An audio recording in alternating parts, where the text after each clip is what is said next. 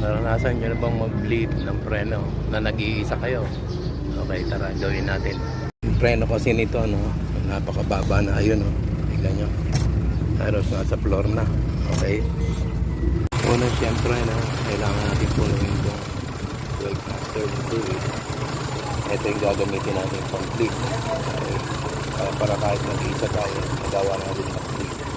Ayan mga boss. Doon sa bleeding plug, ano, kakabit natin yung hose. Pagkatapos, papadyakin natin yung ating preno.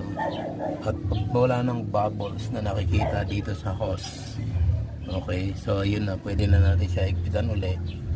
At proceed naman tayo doon sa kabilang gulong. Alright. Ayan mga boss, tapos na tayo mag-bleed, no? Mataas na uli yung ating preno. Hindi na sumasayad sa floor. Dati nasa floor eh.